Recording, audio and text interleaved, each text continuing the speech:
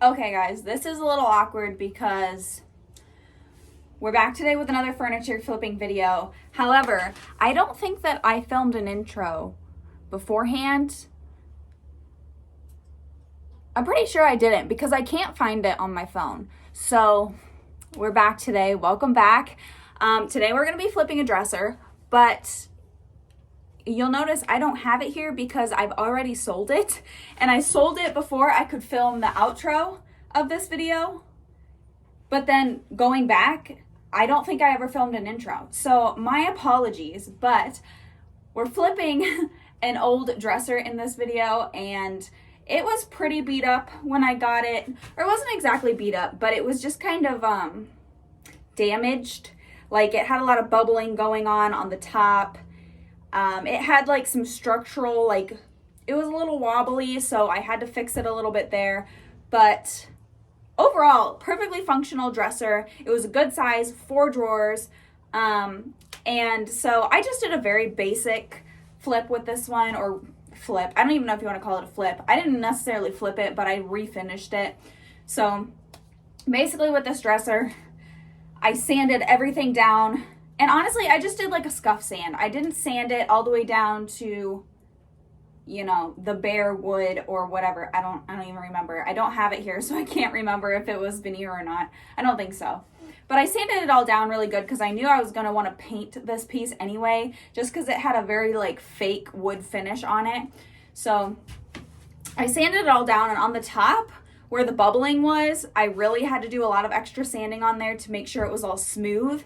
And once it was smooth, I was able to seal it with polyacrylic. So I sealed it all off on the top so that no more moisture could get into the board and make it swell anymore. That's super important. And I was actually really happy with it because it did come out smooth, and once I painted it, you couldn't even tell that there was any bubbling there. There was a little bit of damage on the top where it had a crack, and that I did seal off as well. It wasn't cracked all the way through. It still held together pretty well. So I wasn't really sure how to go about fixing that, so I didn't. I'll be completely honest. But I went ahead and sealed it as well so that it wouldn't start to swell or fall apart. I went ahead and bought new handles for it because the handles, I think I only had 3, and one of them was broken, and they were just kind of old and gross. So I ordered new handles for it anyways. But I painted it all white. Actually, it was a light gray white. It's almost white. I have the can here. This is what I painted it. Rust-Oleum's Perfect Gray Ultra Matte finish. Used a few cans of these. So once it was all painted, I think I did 2 or 3 coats over the whole thing just to get it really, dark enough to cover like the dark underneath. I like these Rust-Oleum cans because it's the paint and the primer. So they are a little bit expensive. They're like $6 a can, but it's both paint and primer, so I don't have to worry about that.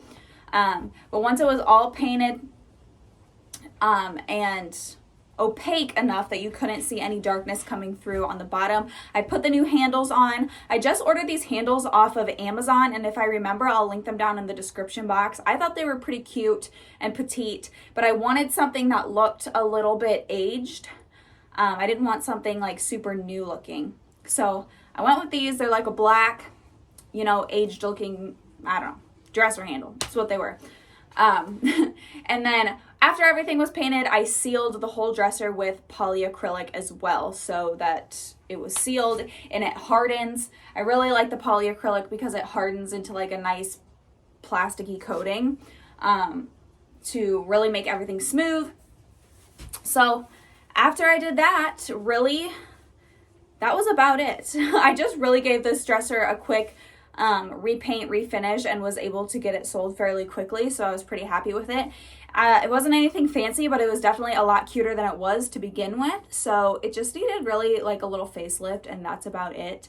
But anyways, hopefully you guys enjoyed this. I know this was like a really quick furniture flip, but I figured I may as well make a video about it since I've done all of the other ones. And I actually finished this one before the desk that I've already posted the video of the desk that I sold. So anyways, I hope you guys still enjoyed this, even though it was a quick and easy flip, and maybe it will give you some ideas for your own furniture. But anyway, that's all I have for this video. I hope you guys enjoyed it, and I'll see you in the next one. Bye.